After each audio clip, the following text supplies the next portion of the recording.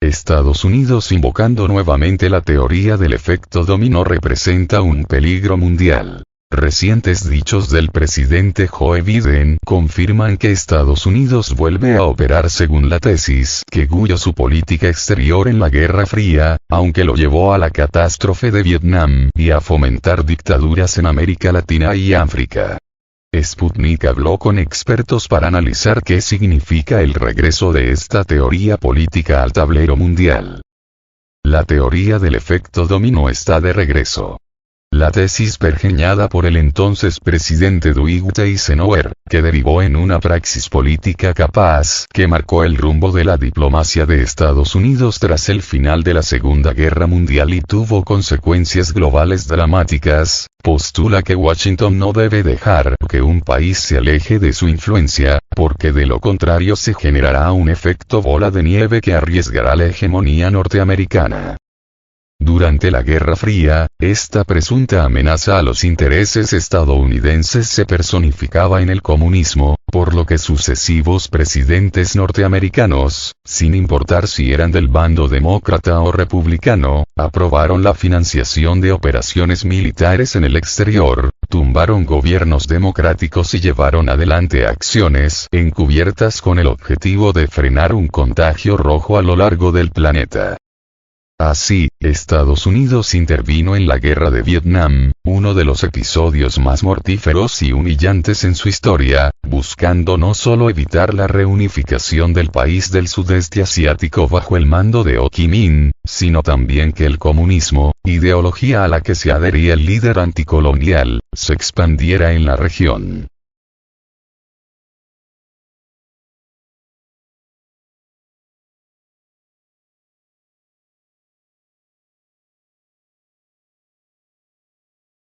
Esa, no obstante, no fue la única desgracia humanitaria patrocinada por Washington bajo el consejo de la teoría del efecto dominó. A finales de la década de 1940, el Pentágono estableció la llamada Escuela de las Américas, ubicada en Fort Benning, Georgia, que tenía como objetivo entrenar a los militares latinoamericanos e instruirlos en técnicas de contrainsurgencia y tortura, o bien, formación y organización de escuadrones encubiertos. Llegado el momento de aplastar a gobiernos de izquierda de origen democrático, como Salvador Allende en Chile o María Estela Martínez de Perón en Argentina, Estados Unidos no dudó en echar mano a alguno de los militares ahí formado, como Augusto Pinochet y Leopoldo Fortunato Galtieri, que rigieron sus respectivos países dejando un reguero de sangre a sus pasos. Esta operación represiva y de terrorismo de Estado en América Latina, fomentando golpes a lo largo del continente y financiando a las juntas militares, fue conocida como el Plan Cóndor, y se desplegó en las décadas de 1970 y 1980, con un dramático costo de vidas humanas. De igual manera, Estados Unidos financió a algunos de los dictadores más sanguinarios de África, con la excusa de frenar una potencial ola anticomunista, y hasta fue el gran apoyo internacional de la Sudáfrica racista del apartheid, mientras el resto del mundo condenaba un sistema que promovía la segregación racial de los habitantes negros.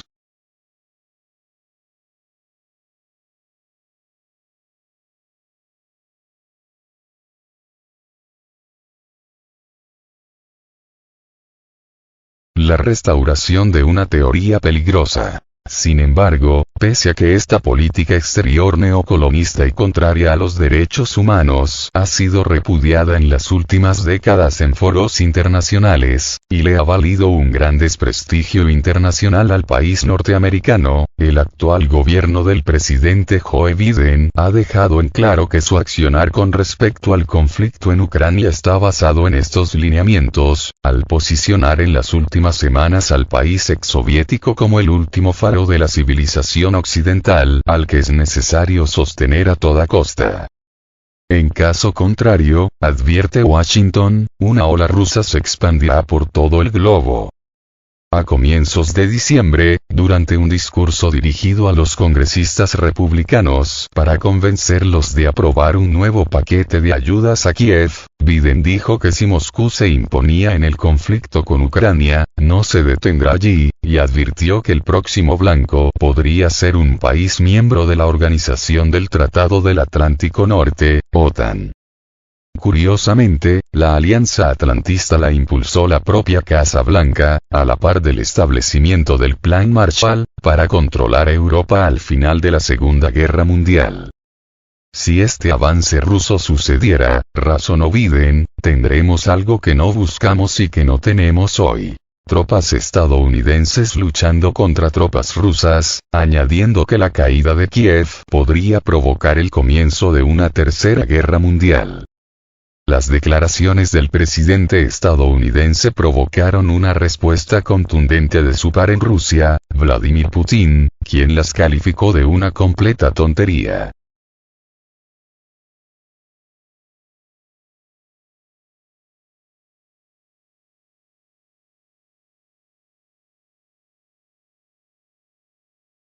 Rusia no tiene ningún motivo, ningún interés geopolítico, ni económico, político ni militar, para luchar con los países de la OTAN, dijo Putin al canal de televisión estatal Rosilla. Añadió que Biden podría estar buscando avivar esos temores para justificar lo que calificó de una política errónea norteamericana en Europa Oriental.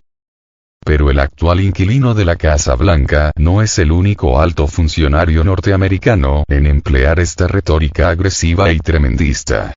Recientemente, en una sesión informativa en la Cámara de Representantes, el titular del Departamento de Defensa, Lloyd Austin, advirtió a los congresistas que si no aprobaban más fondos para Kiev enviaremos a sus tíos, primos e hijos a luchar contra Rusia.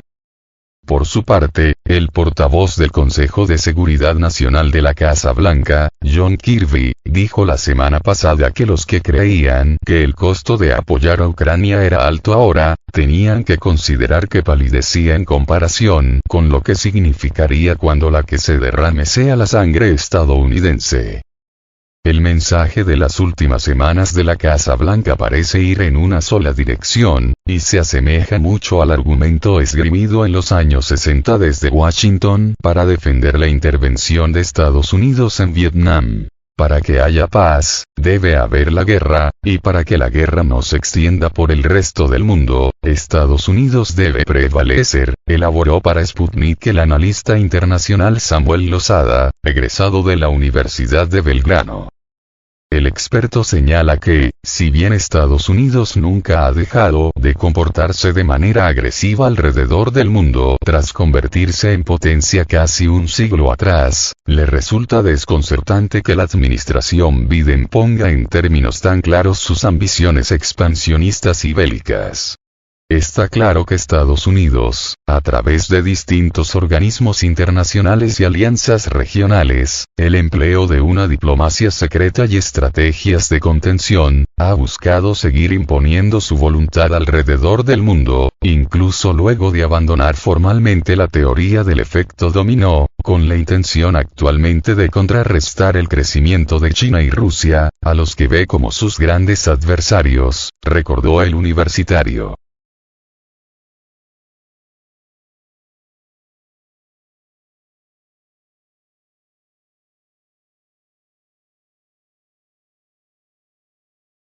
Sin embargo, que desde Washington se invoque tan claramente una concepción geopolítica tan desacreditada, que el propio exsecretario de Defensa Robert McNamara reconoció que había sido una equivocación, es una muestra no solo que Biden, pese a su fachada progresista, es un halcón con una mentalidad propia de la Guerra Fría, sino que tampoco sabe lo que hace, ya que esta política exterior resultó un desastre para Estados Unidos, abundó Lozada.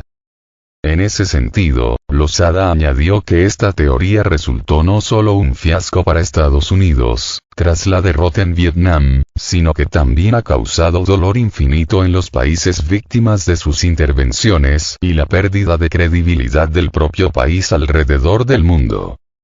Solo hay que ver los fracasos estadounidenses en Oriente Medio, que llegan hasta el presente en el conflicto de Israel con Hamás, por mencionar un solo ejemplo, o la suspicacia que Washington ha generado en las últimas décadas en los gobiernos de América Latina, donde los ciudadanos tienen muy fresco el apoyo de Washington a las dictaduras militares y sus prácticas económicas rapaces, señala el internacionalista. Si el gobierno de Biden fuese más cauteloso, o al menos más astuto, debería saber que tratar el conflicto de Ucrania como un segundo Vietnam es un grave error político, evaluó el analista. Y aunque hay claras señales de que la Casa Blanca busca distanciarse de Kiev por numerosas razones, la corrupción de Volodymyr Zelensky, el fracaso inminente de la campaña militar ucraniana, etc., que Estados Unidos nuevamente esté invocando esta teoría para justificar su injerencia militar y financiera en un territorio internacional y un conflicto ajeno, representa un peligro mundial. Y uno que debería preocupar a todas las naciones soberanas, porque cuando Estados Unidos se involucra en un país, las cosas no suelen terminar bien, concluyó.